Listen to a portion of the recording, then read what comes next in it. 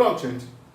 Representei agora aqui a situação prática do que é que acontece na prática com o movimento circular.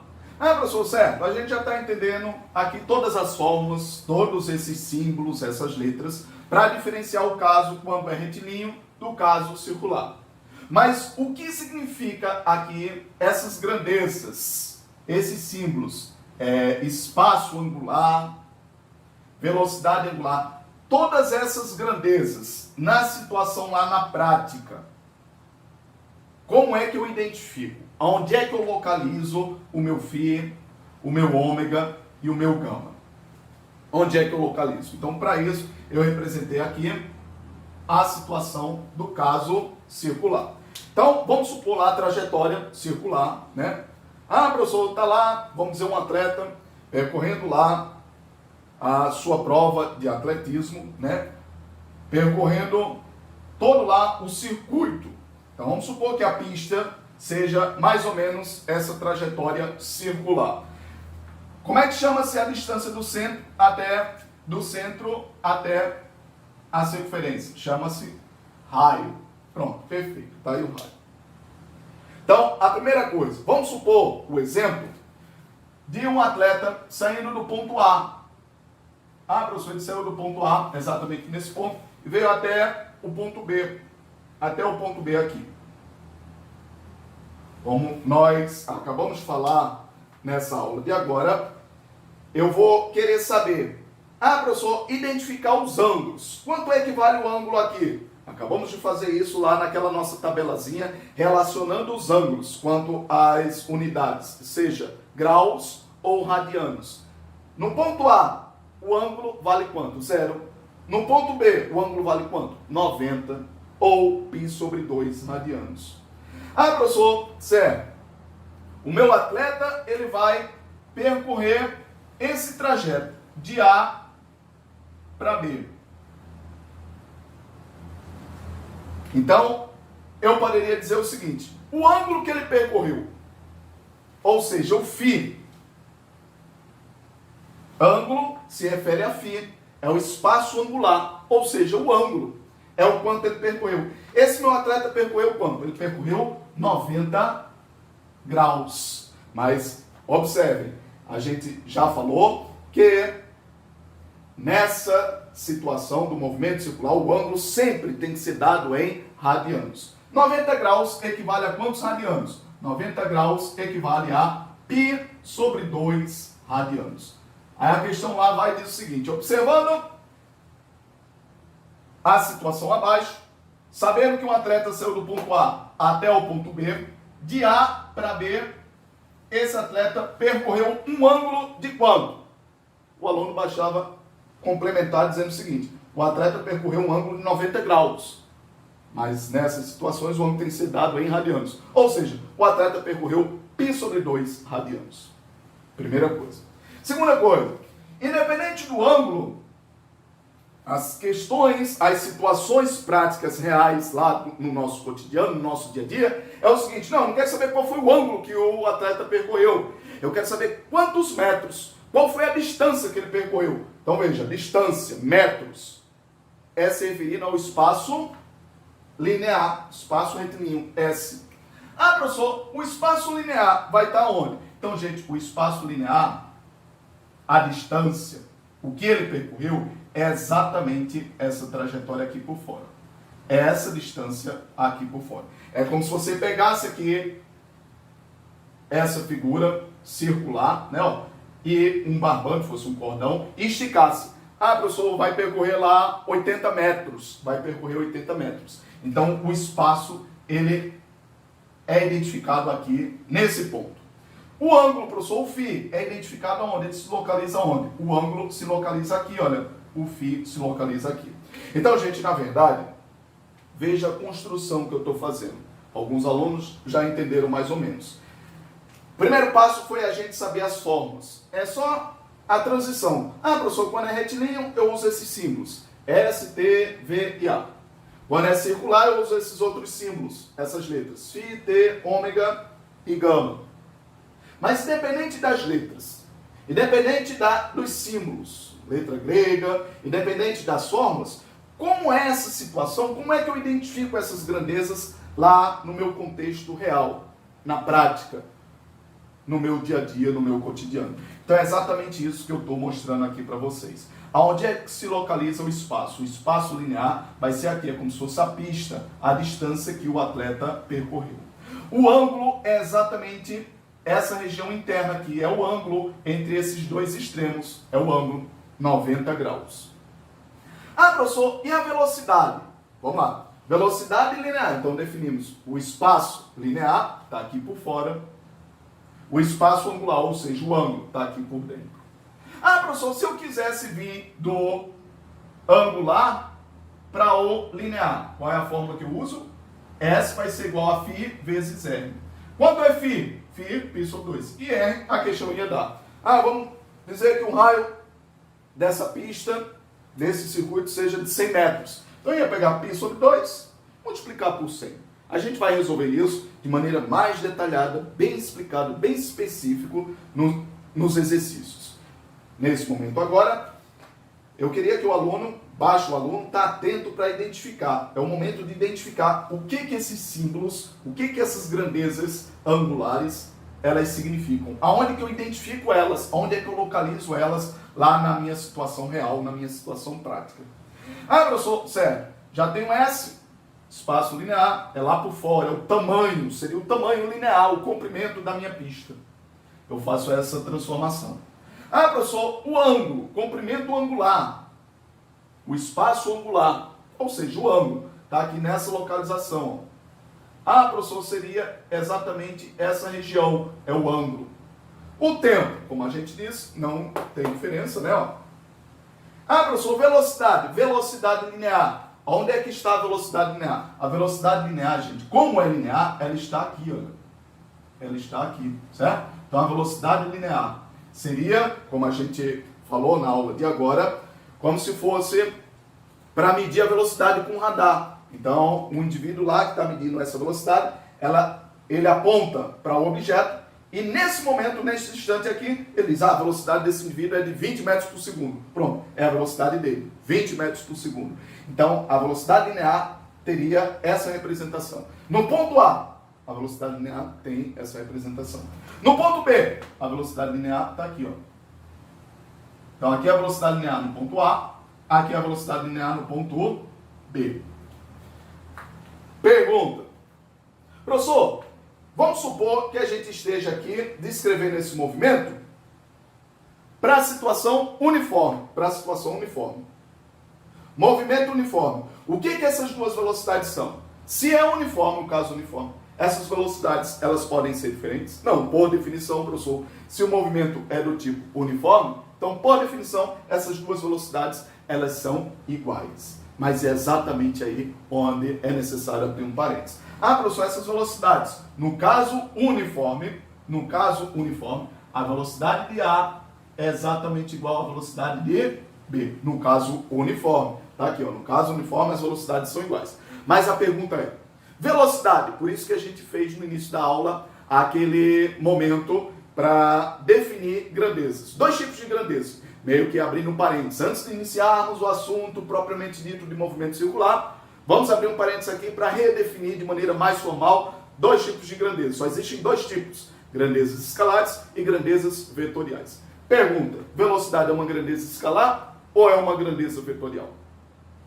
A gente viu no início da aula que velocidade é uma grandeza vetorial. Ah, professor, se é uma grandeza vetorial, para que essa grandeza, sendo vetorial, ela seja bem definida, ela precisa de quantas informações? 3. Primeiro, módulo. O módulo, no caso aqui, que a gente acabou de dizer, vamos supor que tenha sido... Vou apagar aqui, gente, para a gente colocar essas informações aqui.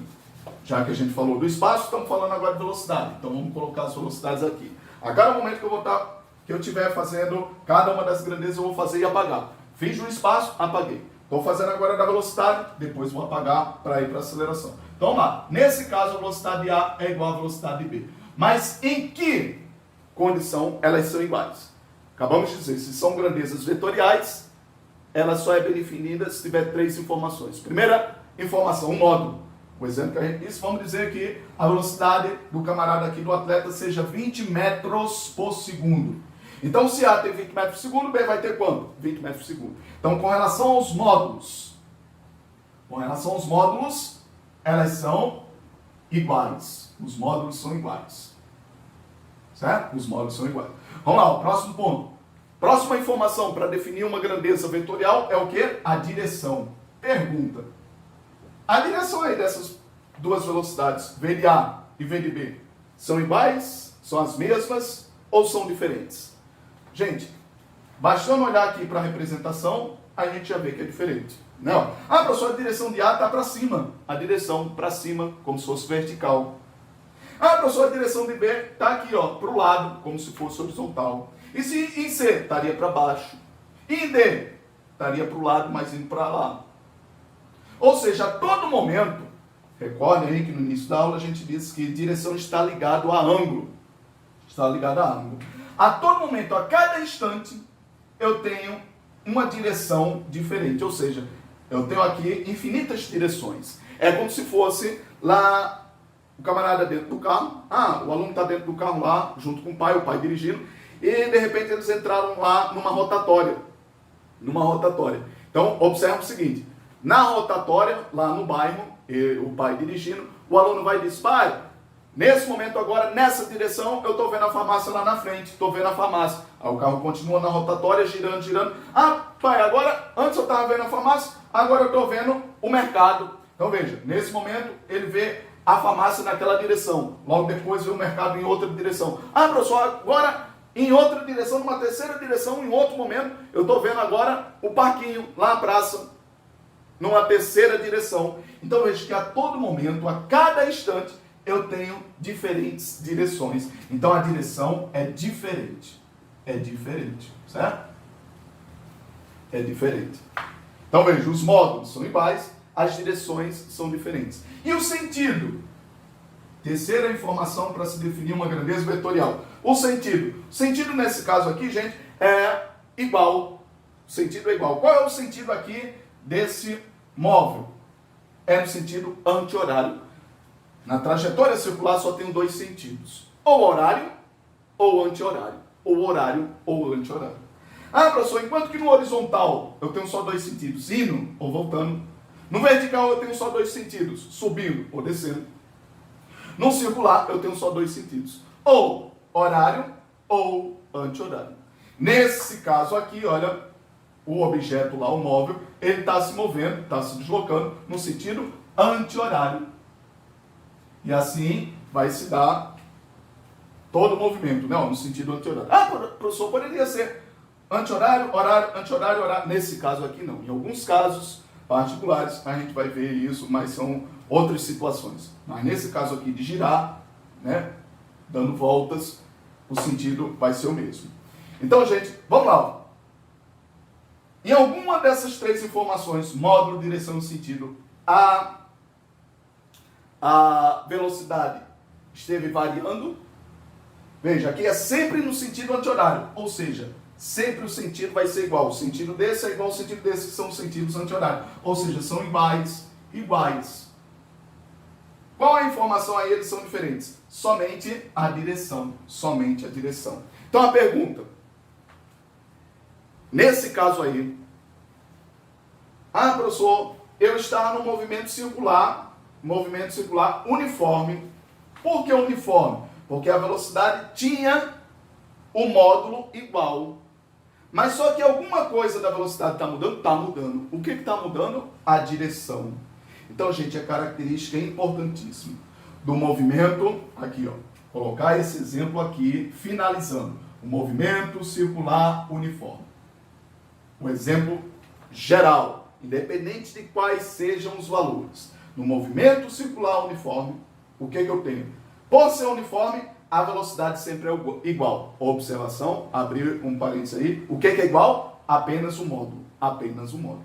A direção é diferente. E o sentido também é igual, corrigindo aí. Então, as únicas coisas que são iguais são o módulo e o sentido. A direção, ela é diferente. Pergunta. Professor, tinha uma definição lá no começo de movimento que dizia o seguinte: quando a velocidade muda, em consequência, eu tenho o quê? Aceleração. Por definição, o que significa aceleração? A aceleração é ter mudança de velocidade. Então, gente, se eu estou tendo mudança de velocidade, consequência, eu vou ter o quê? Aceleração. Eu vou ter a aceleração. Então alguém pode dizer, tá, professor, mas o módulo não está mudando. O carrinho lá está sempre a vida toda, para sempre, se eu quiser, com o mesmo valor da velocidade. Atentos, atenção, o mesmo valor. Mas observem que a velocidade sendo vetorial, eu tenho que estar atento a observar as outras informações. E a direção? E o sentido? Não, o sentido permanece o mesmo para A e para B, no ponto A e no ponto B. Os sentidos são iguais, anti-horário. Mas a direção a todo instante está mudando. Se está mudando, por definição, o que significa velocidade mudando? Velocidade mudando é porque eu tenho a aceleração. Então, gente, foi exatamente o motivo da gente trabalhar grandezas escalares e grandezas vetoriais no início do movimento circular. Foi exatamente para isso. A gente abriu aquele parênteses para mostrar aqui que mesmo no caso do movimento circular uniforme, eu vou ter aceleração. Então já vou colocar aqui, ó, para esse caso do movimento circular, mesmo sendo uniforme, eu tenho uma aceleração. Eu tenho uma aceleração. Ah, professor, e que aceleração é essa? É uma aceleração especial. É uma aceleração chamada de aceleração centrípeta. Ah, professor, por que é especial? Porque vai ser uma aceleração unicamente pela mudança da direção, pela variação da direção. Não é uma aceleração em consequência da variação do valor, do módulo, do número lá da quantidade. É uma variação em consequência da variação da direção. Então, gente, recapitulando aqui para finalizar. Tendo mudança de velocidade, variação de velocidade, eu tenho aceleração. Não importa se é variação no módulo, não importa se é variação na direção, teve variação na velocidade, eu tenho aceleração. Ah, professor, e tem casos de variação só da direção, e variação só do módulo, e variação de ambos os casos? Aí a gente vai ver aos poucos. Então, nesse primeiro momento aqui, já poderia ser uma questão de Enem. Existe aceleração para o movimento circular, mesmo sendo uniforme? Sim ou não? Existe. Qual é a aceleração? É chamada aceleração centrípeta. Aí alguém já poderia perguntar, centrípeta, eu vou escrever aqui para o aluno estar atento. Centrípeta.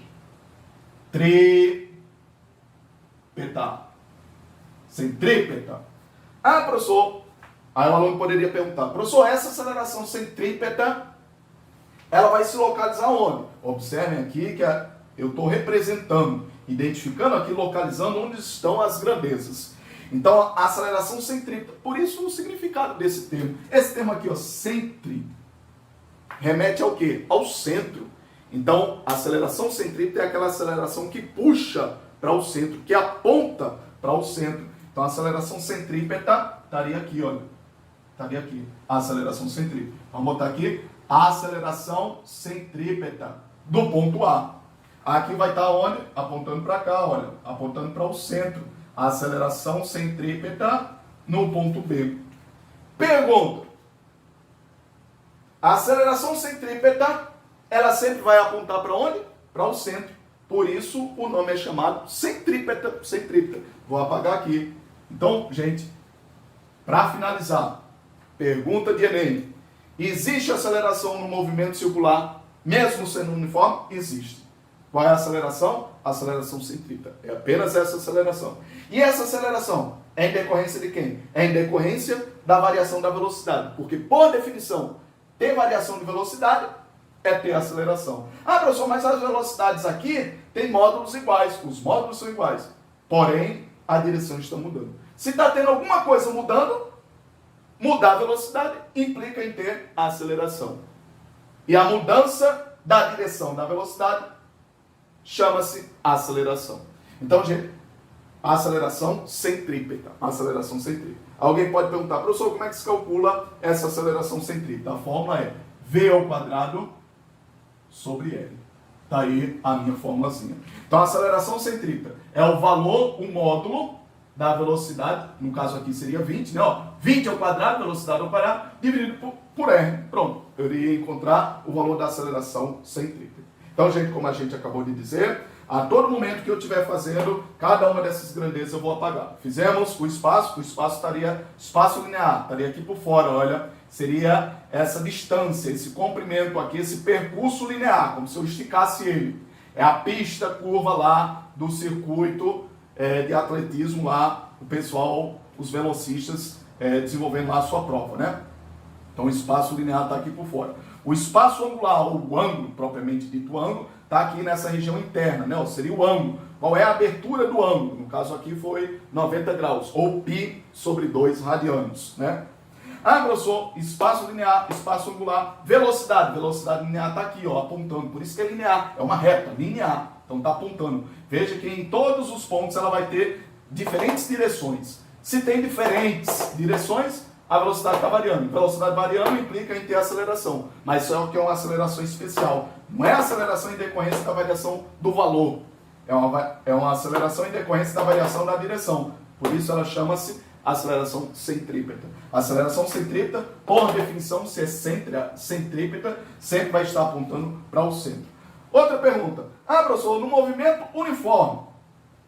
Movimento uniforme, as velocidades são iguais. O que são iguais? O módulo, somente os valores. 20 metros por segundo, 20 metros por segundo. Já a direção está mudando.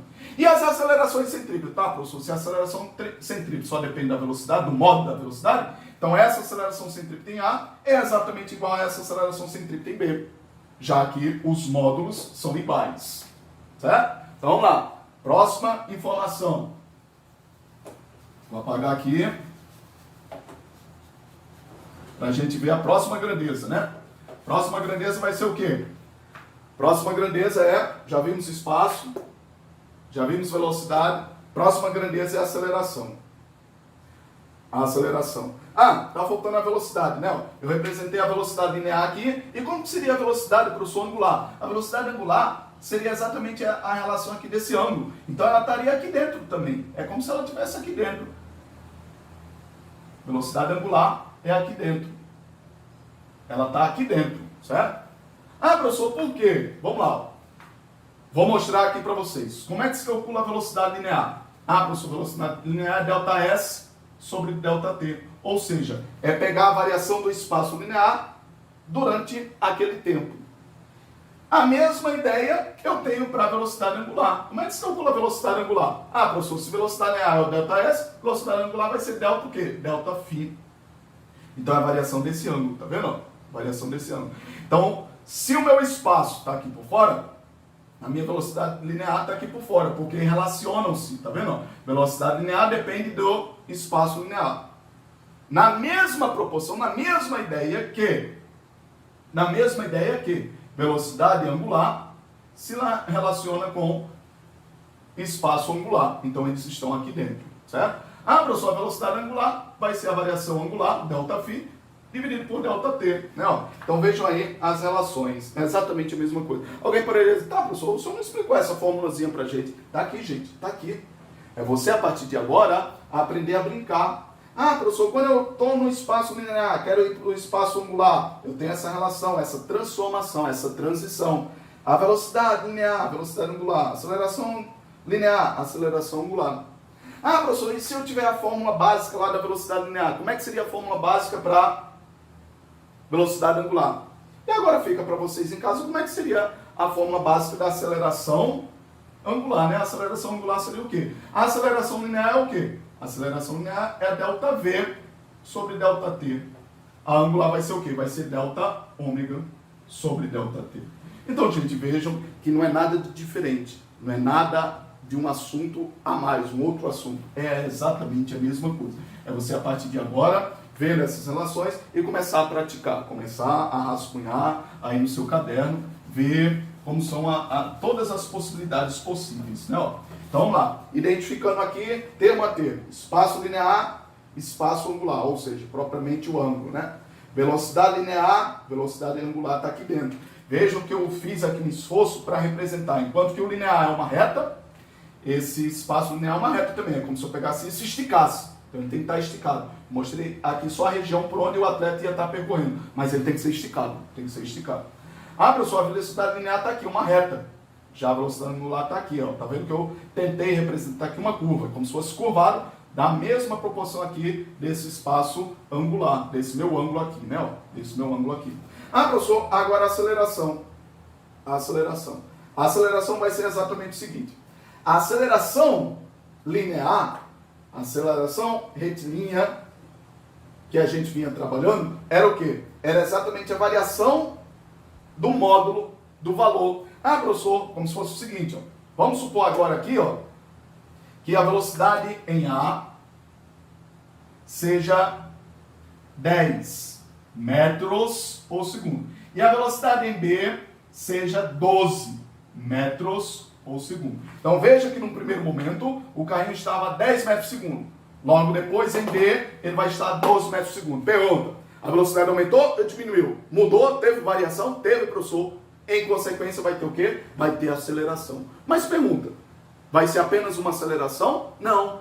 Por definição, por ele estar no movimento circular, logo de início, por definição, já tem uma primeira aceleração centrípeta. A aceleração centrípeta é consequência de ter variação de valor? Não. É em consequência unicamente por ser circular. Sendo circular, tem aceleração. Então, independente de que o movimento seja uniforme ou uniformemente variado, estando no circular, eu vou ter aceleração. A aceleração centrípeta. Por que essa aceleração centrípeta é consequência da variação da direção? E observe que a todo momento a minha direção está mudando no movimento circular. Ah, professor, e nesse caso aqui? Próximo caso, né? Definimos a aceleração centrípeta. Agora, esse próximo caso. No ponto A, o meu carrinho está com velocidade 10 metros por segundo. No ponto B, o meu carrinho está com velocidade 12 metros por segundo. Aumentou? Diminuiu? Mudou? Teve variação? Teve. Então vai ter aceleração. Que aceleração é essa? Então, em consequência dessa variação, observação. Variação de quê? Variação no valor, no módulo. Teve variação do módulo. Teve variação do módulo. Então, quando eu tenho variação do módulo, a consequência da variação do módulo me dá uma segunda aceleração. Essa aceleração é chamada aceleração tangencial. Aceleração tangencial. Então, gente, existem duas acelerações. Primeiro, a aceleração em consequência unicamente por ser circular. Tendo velocidade constante, tendo velocidade igual, ele tem aceleração centrípeta. A segunda aceleração é quando eu estou no movimento uniformemente variado, porque o meu valor, o meu modo, o modo da velocidade está variando. Então, o modo variando vai ter aceleração. Mas para diferenciar, distinguir essas duas acelerações, essa é chamada de aceleração tangencial. Aceleração tangencial. Ah, professor, como é que se calcula a aceleração tangencial? Aceleração tangencial vai ser igual a ΔV sobre ΔT. Ou seja, unicamente o módulo da variação de ΔV sobre ΔT. Ah, professor, vamos dizer que essa variação ocorreu num tempo de 1 segundo. Em 1 segundo ele fez essa variação. Em 1 segundo ele saiu de A para B. Então a minha aceleração vai ser de quanto? Vai ser de 2 metros por segundo ao quadrado. Ah, professor, como é que se calcula isso? ΔV vai ser a velocidade final, velocidade de B, menos a velocidade de A. Tudo isso sobre o tempo. O tempo foi de quanto? Vamos dizer que ele demorou para isso 1 segundo. Ele demorou 1 segundo para ir de A para B. Ele demorou 1 segundo para ir de A para B. Tudo isso sobre ΔT. Né? O ΔT aqui é quanto? 1. Ah, professor, a velocidade de B é quanto? 12. Velocidade de A é quanto? 10. Tudo isso sobre 1. 12 menos 10, 2. 2, a aceleração vai ser 2 metros por segundo ao quadrado. Então, gente, observe. É momento agora de estar atento, prestar bastante atenção, para fazer a distinção entre essas duas acelerações. Ah, professor, uma coisa é a aceleração centrípeta. Pergunta, existe aceleração centrípeta no movimento circular uniforme? Existe. Existe aceleração centrípeta no movimento circular uniformemente variado? Existe. Porque independente dos dois tipos de movimento, é circular. Sendo circular, tem aceleração centrípeta. Sendo circular, tem aceleração centrípeta. Ah, professor, mas é circular uniforme ou uniforme? Não importa. Qual dos dois casos, se é uniforme ou se é uniformemente variado. Somente por ser circular, tem aceleração centrípeta. Então ele vai ter aceleração centrípeta no uniforme e vai ter aceleração centrípeta no uniformemente variado. Porque é movimento circular. E a aceleração tangencial? vai ter aceleração tangencial em ambos os casos, uniforme e uniformemente variável? Não, jamais. Só vai ter aceleração tangencial quando tiver variação de módulo. E variação do módulo só acontece no tipo uniformemente variável. Uniformemente variável. Então, a aceleração tangencial ocorre somente nesse caso. A aceleração centrípeta ocorre nos dois casos, no uniforme e no uniformemente variável. Então, vou apagar aqui. Isso foi um exemplo, né? Vou apagar, deixar somente a fórmula. Somente a fórmula. Então, estejam atentos aí a essa fórmula. Ah, professor, a fórmula aqui dessa aceleração, essa aceleração, no caso, é a aceleração tangencial. Eu vou trabalhar somente com a variação do módulo, do valor. Trabalhar aqui a diferença, calcular a diferença, né? Ou subtrair a diferença das duas velocidades, o valor das duas velocidades, uma menos a outra, certo? Uma menos a outra. E onde é que vai estar a minha aceleração tangencial? Por definição, tangencial já está dizendo tangente, ela vai ficar na tangente. Então a aceleração tangencial, ela vai estar aqui também. Ó. É como se ela fosse exatamente a mesma direção da velocidade. A aceleração tangencial. É óbvio que pode ser um pouco maior, um pouco menor, isso vai depender dos casos lá, dos exemplos que a gente vai resolver bem detalhadamente. Ah, professor, então isso daqui vai ser a aceleração tangencial em A, isso daqui vai ser a aceleração tangencial em B, vamos botar isso daqui menor, aceleração tangencial em B, certo? A aceleração centrípeta. Então, observem aí, ó, vou representar agora aqui, para a gente finalizar a última aceleração. Tem uma terceira e última aceleração. Ah, professor, qual é essa terceira e última aceleração? É exatamente a resultante, o resultado dessas duas anteriores. Ah, professor, se eu tenho duas acelerações, a centrípeta e a tangencial, então eu vou ter uma terceira. Essa terceira é chamada aceleração resultante. Como é que se calcula a aceleração resultante? É exatamente você observar as duas acelerações ao mesmo tempo, simultaneamente. Então vamos destacar aqui no ponto A. No ponto A seria assim, ó. Observe aí as duas acelerações. Essa daqui seria a aceleração o quê? Centrípeta. Essa para cima seria o que? Aceleração tangencial. A resultante está onde, professor? A resultante é você completar aqui, ó, fechando o quadrado no retângulo, certo? E a resultante está aqui, é a diagonal desse retângulo. A diagonal desse retângulo, certo? O aluno aí, a resultante é essa daí.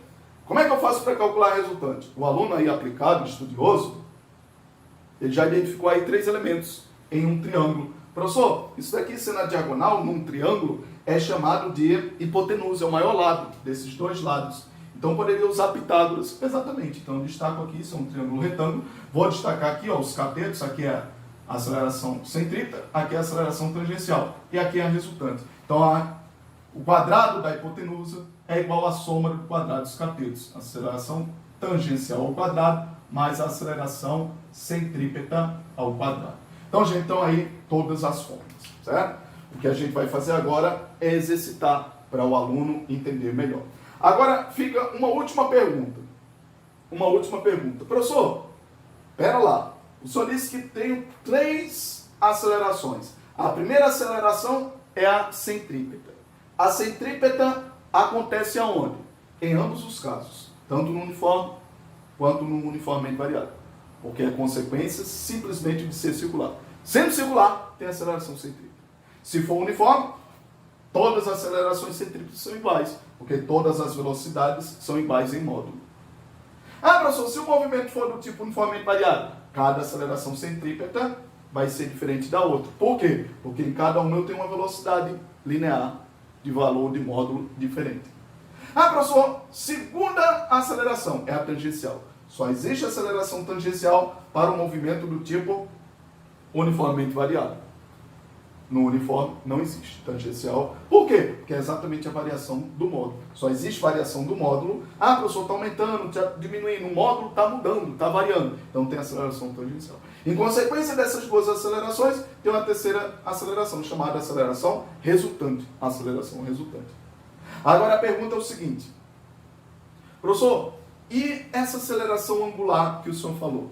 Essa aceleração angular, quando o senhor fez essa representação, para ir, né, para transitar, transformar de uma em outra. Aceleração linear transformando em aceleração angular. Se eu tenho 3 acelerações, centrípeta, tangencial e resultante, a aceleração angular seria equivalente a qual? Equivalente à aceleração centrípeta, equivalente à aceleração tangencial ou equivalente à aceleração resultante. Então, gente, a aceleração angular, ela é exatamente equivalente à aceleração tangencial. Então, observação importantíssima. Esse gama, o valor desse gama, ele se relaciona com a aceleração tangencial, porque é exatamente a variação da minha velocidade nesse movimento enquanto módulo. Então, o módulo que está mudando, o módulo vai estar mudando na aceleração